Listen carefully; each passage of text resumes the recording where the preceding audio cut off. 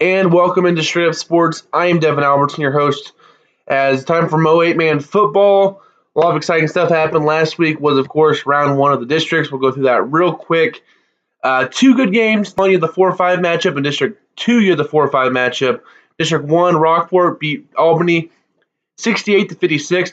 Albany was up 56-38, I believe, at halftime. Rockport came out, played a fantastic second half. I think Joey Heron had 277 yards and 6 touchdowns on the ground that win. Big win for Rockport there. They're going to take on Stanbury this week. And then in District number 2, DeKalb beat St. Joe Christian 64-40. That game was back and forth most of the game before DeKalb pulled away late, so that was a fun one. All the other games were blowouts. You had back in District number 1, East Ashland beat Northwest Nottoway 72-0. Take on Worth County this week. In District number 3, you had two 74-0 wins with North Shelby beating Stewartsville and King City beating Bramer. North Shelby will play Pattonsburg, and King City will take on Southwest Livingston. District 2, of course, DeKalb beating Christian by 24, and then Southwold Navajo beating Platte Valley 62-16. That was a game I called last week. DeKalb will take on Mountain City.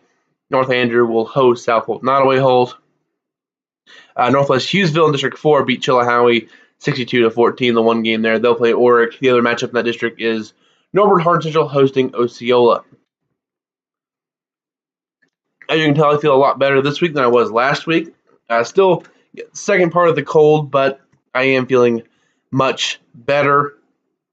One thing I want to get to before we go into districts round 2 is kind of the 275 versus GRC in the past 3 years compared to this year, and how much maybe it's shifting a bit to a little more even than just GRC domination. The first year of the new GRC was 2015. The GRC went 6-1 versus the 275. The only win for the 275 was DeKalb beating Pattonsburg 82-28. Everything else, Worth County won 2 games over 275 conference opponents. North Andrew beat Southwold Nottoway. Christian beat DeKalb. Stanbury beat South Nottoway. Albany beat Mountain City by 20. I mean, you just had in Worth County, I guess they beat Northwest Nottoway and Rockport both by double digits in those games. So GRC dominated 2015, 2016. They were 7-2. Albany beat East Atchison. They lost to Rockport, so that's one of the losses. Stanbury beat Northwest Nottoway and Rockport. Christian beat South Nottoway. North Andrew beat Southwold Nottoway Holt. Bramer lost to Stewartsville by 4. That was one of the losses. Then King City beat Stewartsville and Southwest Livingston. That's kind of what happened in 2016. Last year was 5-1 for the GRC. Worth County rolled over East Atchison. Stanbury rolled over Rockport. St. Joe Christian upset the number 1 seed Mountain City last year by 2 touchdowns. North Andrew beat Southwold Nottoway Holt again. Pattonsburg lost to Southwest Livingston. That's one of the few losses. That was a 6-point loss for Pattonsburg. And then King City beat Livingston in the district championship game. Go to this year. Actually, the GRC is 0-2 versus 275. In 2 games that were both flip-flop games that you've seen in the past, the GRC dominate in these games, with Albany losing to Rockport and Christian losing to DeKalb. These were always games in the past where you saw, it's like, you know what, they're pretty even. You saw this with Stanbury Rockport over the past couple of years. You saw it once or twice there with North Andrew versus Southwold Nottoway Holt, St. Joe Christian Mount City last year. Mount City should have won that game. They got beat by 2 touchdowns. You see all those other games where maybe they could compete. They got blown out, and 275 did. So Worth County versus Rockport in 2015, you thought they could make a game. Worth County came out and rolled them. So you kind of see this over and over recurring a theme last 3 years where the GRC just takes it to the 275 conference, and it's just been really ugly. But this year, you got 2 wins for 275, which matches their top of the GRC in the playoffs with 2016. And they got 4 matchups this week that can decide quite a bit. District 1, you'll have Stanbury hosting Rockport and Worth County hosting East Atchison. While I think Stanbury and Worth County will win both those games, I'm curious to see how well those 2 teams compete against Stanbury and Worth County. Can Rockport make it a game versus Stanbury? Can East Atchison possibly upset Worth County? Because they almost upset Stanbury earlier this year on the road in Stanbury. So I want to see what East Atchison particularly can do versus Worth County. I think it's a tough matchup for them. I'll get to my picks in a little bit, and I'll go a little more in depth. But I'm interested by that game. In District number 3, a back-and-forth game this week with King at Southwest Livingston. I mean, I don't know what's going to happen in this game. I'm leaning towards King City. But Livingston's been pretty good this year. So they're second best team in the 275 this year, record wise. I want to see what they can do versus King City. Can they match up on the lines with the Wildcats, and can they possibly win that game? That's an interesting game to me. If Livingston beat King City, they'd go a long way for the 275 conference. If not, King City finished, fourth in the GRC. If they beat the number 2 team in the 275, another boost for the GRC, kind of going forward. And the final game that I will be at, North Andrew hosting South Holt Nottoway Holt. I want to see if the Spartans can contend with North Andrew. Last 3 years, North Andrew's knocked them out of the playoffs. I'll get to that more in a minute, but will this be the year the Spartans finally get over that hump? And if, say, 3 of these 4 games are really close, or 275 conference teams split these 4 games, that's huge for the conference, just to become back to having a fighting chance versus the GRC, and not be like, well, 275 versus GRC team playing this GRC team, because in the past they've just dominated. So this would be huge for 275 if they can get back on their feet in these games. Now I'm going to go to my round 2 picks. District 1, I think Stanberry beats Rockport. I don't think it's particularly close. Last few years, these teams have faced, last 2 years. And both those years, Rockport was top 5 in the state, so they weren't slouch teams. They were teams that were either 275 conference champs or co-champs or had a share of it. So they were really good football teams. Last year, 9-0 going into that game versus Stanberry, and they lost by 32. The year before that, I believe they were 8-1, tri-champs. They lost by 44, it looks like. 54, sorry. They got blown out by Stanberry. So I know the Stanberry teams were really good last year. Last year, they were probably the 3rd best team in the state behind Worth County and Sacred Heart. The year before that, I believe they won. I can't quite remember who in 2016, but Stanberry had a really good football team those years. That's what you have right there. So can Rockport, this is probably the worst team they've had since they've came down to 8-man, and it's not going to be enough to beat Stanberry. Stanberry's going to roll in this one, I think. They also have Rockport's number. Just too many things going against Rockport to win that game. And I think Worth County beats East Atchison, but I think it's an absolute dogfight and a battle. I just think in the end, Worth County is going to wear down East Atchison's line a bit. They're huge up front, a lot of speed in the backfield, tough to tackle in open field. I don't think East Atchison quite has the defense to beat Worth County in this game, but I think it's going to be absolutely fantastic to watch the score updates come through with that game and see if East Atchison can possibly pull off an upset and get a rematch versus Stanberry. But because I have Worth County winning this district, so it's a tough second-round matchup. This district's absolutely loaded. 4 ranked teams still in it. Of their 6, that's just ridiculous. In district number 1. District number 2, I think Mountain City rolls DeKalb again. They played them in week 8 not too long ago. DeKalb lost 52-6 in DeKalb, so I think Mountain City, they're going to roll in this one, get to the district championship game where they should have been last year, and keep on going to 10-0 on the year. And then the last one, this is the game I'm calling. All I'm going to say is points, points, points. North Andrew versus South Holt Nottoway Holt. I expect a lot of points forward. The Spartans aren't great defensively. They have their moments, especially like the first half versus Mountain City. They were lights out. Second half, not so much. They lost their quarterback and they lost a lot of momentum. Can they play a 4-quarter game versus North Andrew and come with a win? That's my biggest doubt. Question mark with South Holt Nottoway Holt. You look at the last 3 years against North Andrew, lost 62-14 in 2015. In 2016, lost 56-6. In 2017, they lost 60-12. They've really struggled versus North Andrew. All these games have been in Rosendale. It's where it's going to be this Friday. Very tough place to play there for the Spartans. Will they be able to overcome that hurdle? I know Coach Peterson's very confident going into this game. You saw his comments with the Daily Forum. He says, we have a plan to slow them down. The question is, can they stop us? I like the mindset there with Coach Peterson. They're going to want to throw the ball. They're going to throw the ball a lot. North Andrew struggled a lot with Pattonsburg, which everyone has this year. But it's a very similar type offense where they're going to try to get chunk plays through the air with Reagan Morris and Eric Ottman out of the wide receiver positions, Karen Clark out of the running back position. They are very dynamic on the outside, a lot of speed. And I remember when they played Worth County early in the year, Coach Ely was worried about this is a track meet when you play South Holt, Nottoway Holt. They got a lot of speed on the outside. It's what they're going to use. It's what they do best. Can they beat North Andrew? I don't know. My gut tells me North Andrew wins this game, but I'm not going to make an actual pick because I'm calling the game on KNIM 95.9, so make sure you tune into it. I think it's going to be a fantastic football game. I'm glad I'm going to this one. I was either going to this one or Worth County East Atchison. Either way, I was going to be fine with it. This is going to be a fantastic football game. I cannot wait for 6:45 tomorrow night on Friday for this football game. So excited. And then the winner gets to play Mountain City. And if you win that game, you're going to the state championship game because you're beating whoever comes out of District 4. So this is a huge game in District number 2. So I see what happens there. District number 3, I think Pattonsburg beats North Shelby. There's a lot of history here, though, between two teams that aren't in the same conference. They've played 3 times in the last 2 years. In 2016, they played twice. Pattonsburg won the first game in Shelbyville, 42-14. North Shelby came back, won the playoffs in Pattonsburg, 58-22. Then last year in the playoffs, Pattonsburg won 70-30. I think North Shelby's going to try to slow this game down, take the air out of the ball with their triple option offense, keep the ball out of Will Hite's hand. I just don't think it's enough. I think Will Hite and the Golden State Warriors style of offense, they can put up points in a hurry with Pattonsburg, especially playing at home. Good luck, North Shelby. I think Pattonsburg is just the real deal this year. I think they're going to win in this game.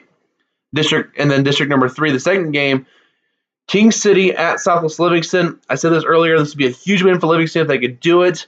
King City has knocked them out of the playoffs each of the last 2 years. In 2016, it was a 42-20 win in Ludlow. In 2017, last year, it was a 76-20 win in King City for the Wildcats of King City.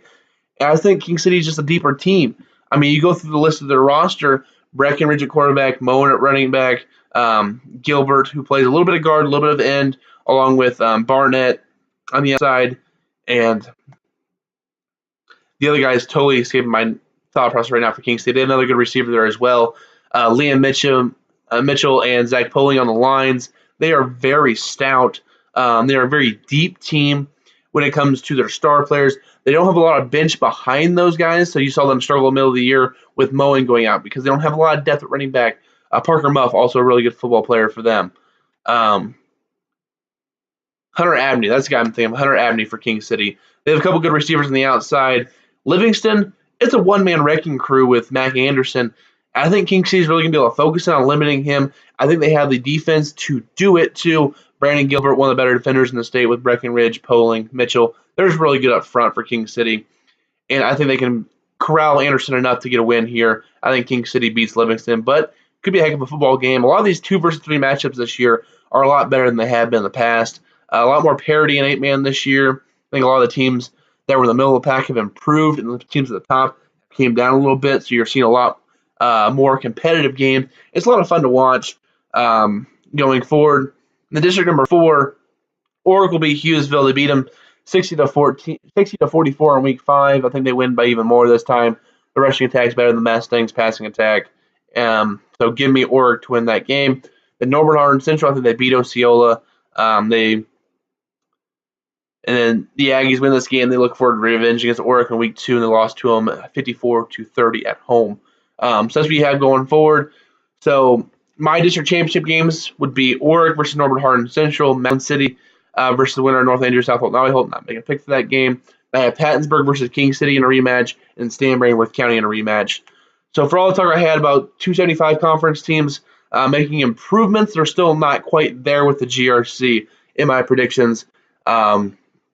My prediction, at least one GRC team will make the state championship game between Stanbury, Worth County, King City, Pattonsburg, and then the other side of the bracket will either be Mound City, South Holt, Maui Holt, or North Andrew. So a chance for a 275 conference team to still get there versus and then a CRC team. Oracle, I think, is going to win that district, but the district's not beating whoever wins District 2. They're just not. It's going to be a bloodbath in the semifinal game. It's going to be an embarrassment.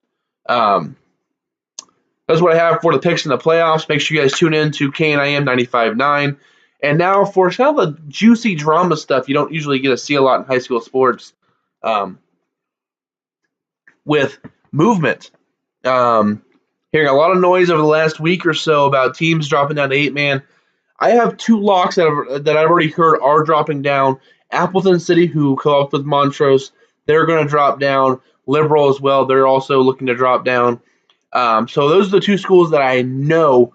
I'm about 95, 99% sure they're going to drop down, especially Appleton City. Heard multiple on them, they're dropping down.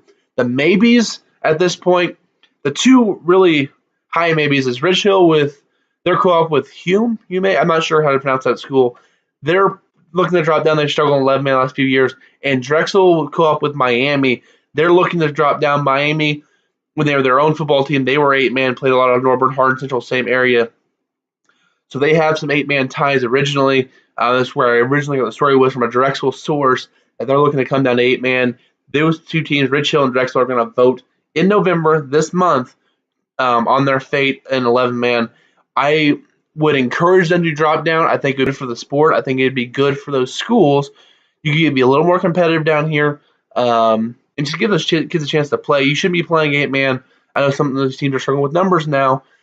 You'd be a lot better if you just be able to play with full squads, be able to scrimmage. It's a lot easier to scrimmage 8-on-8 than it is 11-on-11. You're a little deeper, just the way it works. And then the last team I hear is a maybe right now is Slater. They haven't decided to put a vote to it yet, but last Wednesday, I believe, they did have discussions at their Board of Education meeting about dropping down to 8-man. They're about the same size as Rockport and Auburn Hardin Central. They would be a good fit in 8-man as well and give another team in the southern part of the state to possibly drop down. Not now, but soon. I could see Archie, who's also in the the Western Missouri Conference with Appleton Liberal, Rich Hill, Drexel, and I think Slater is. I'm not positive sure on Slater. Those teams are all looking to possibly drop down. The Western Missouri Conference could, in general, just all drop down to 8-man. Lockwood, Golden City, they're a possibility in the future. Also Pleasant Hope, they're still a few years away. They still have enrollment of nearly 170, which is about 40 more kids than the rest of 8-man. So they're still pretty doing well with enrollment numbers at least. So they're not in dire need to drop down. It'd be a couple years, I think, before they drop down. But then Greenfield, I can see them coming down in a year or two as well, especially if they see other teams in their area finally drop down to 8-man. It would help them a lot with travel budget as well if they could drop down and play teams in their area. And if you see the 2 teams that are locks plus the 3 teams that are maybes, if they all 5 drop down, you would have 4 districts next year with 7 teams each. There'd be a lot of redistricting and just kind of manipulation by MSHSAA to get all this worked out.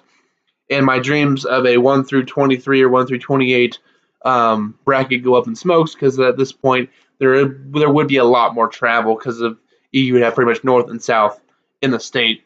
So that pretty much puts a fork in that idea, but more teams gives a little more legitimacy across the state, and more parts of the state will get involved in 8-man, and it'll spread a little bit and be good for these small schools to be competitive a little bit. And also, I didn't think about this, but I'm going to add this at the very end here. The 5 teams, if all 5 of those do drop down to 8-man, you would see reclassifications in districts 1 through 6. If 5 teams drop, the 5 drop to Class 1 would be Carrollton, Malden, South Callaway, Monroe City, and then either Croxy, I probably butchered that, or Lexington would drop down according to last year's enrollment numbers. 5 teams have dropped down to Class 2. Christian, Wright City, Seneca, McClure, South Berkeley, and Kennett. And Maryville actually would only be 3 spots away from dropping down to Class 2 again, and they're already a wrecking ball in Class 3. They could drop down to Class 2 and be a real problem down there as well. 5 teams that would drop to Class 3 from Class 4 would be Sullivan, Lincoln College Prep, Kirksville, Jennings, and Lafayette out of St. Joseph. The 5 teams that would drop to Class 4 would be Fort Sumwalt South, Webster Groves, Willard, Liberty, Wentzville, and then Glendale would be the teams that drop to Class 4. So a lot of movement could happen with some pretty good teams that could drop down a class and be even better. And say in the future, if 8-man gets to 33 teams, or 23 right now, so you had 10 teams, I could see Michigan just getting rid of 5 and 6 and combining just to 5. Because then you'd have 64 teams in each class and 33 in 8-man. It'd work out perfect. You have no more of this catch-all Class 5 stuff. It just makes a lot more sense.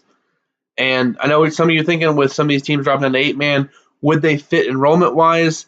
I have the numbers here. The 2 teams that are going to drop down, Appleton City, 116 is their enrollment with Montrose. That's about the same size as Southwest Livingston and St. Joe Christian. So they would fit in. They would be top 6 in size coming down, but they would fit in well. Liberal, 110, so they're about the size of East Atchison, between East Atchison and Southwest Livingston. So they're still top 7 in enrollment as well, so they'd be a nice fit. Rich Hill, 99, which is about the same size as South Holt, Nottoway, Holt, Northwest Nottoway. Drexel, 122, so they're about the same size as Osceola, Chilhowee, Pattonsburg, kind of that range of teams. Top 5 would be top 5 in enrollment, but still fit in. Slater, as I said earlier, Rockport, Norman Hardin Central. Archie, They're at 134 in their enrollment, which would be the same size as Worth County, who's the biggest team in 8-man, with Northeast Iowa at 133 kids for enrollment. Jasper, they're going to be the last one to probably drop down of their group because they're kind of clinging 11-man. They're 110, so they're the same size as Liberal. As I said earlier, with Lockwood, Golden City, they're 132. Pleasant Hope, 169, which is way bigger. Greenfield, 111. So all these schools would fit in nicely enrollment-wise in 8-man, and everybody would between the smallest schools, actually in 8-man, the bottom 5 this year, Mountain City, Oryx, Stanberry, DeKalb, North Shelby have all done pretty well, actually. All have at least 500 records or better right now. North Shelby, the smallest, at 58 kids. Mountain City, they're at 78. So I think it makes a lot of sense for these teams to drop down. I hope they do because I think it makes 8-man a little more interesting. And hopefully it strengthens some of the District 4 because right now it is very weak and needs improvement going forward. So I've talked for 20 minutes here. Hope you guys enjoyed it. Trying to get stuffed up a little bit here talking.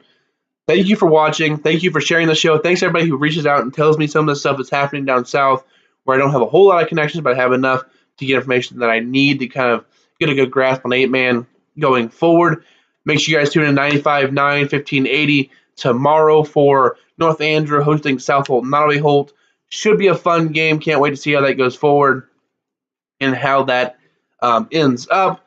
Thank you for watching the show. I will see you next week. I probably won't do anything after the games this week on Periscope. I'll just save everything for next week's show, getting ready for district championships.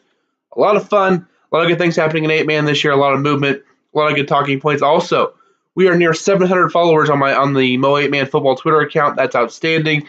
Can't wait for it to get to 800 and maybe 1,000. That would be fantastic. But thank you all for watching, and I will see you Friday night in Rosendale, South Nottoway Holt at North Andrew, and next week on the show here on Straight Up Sports.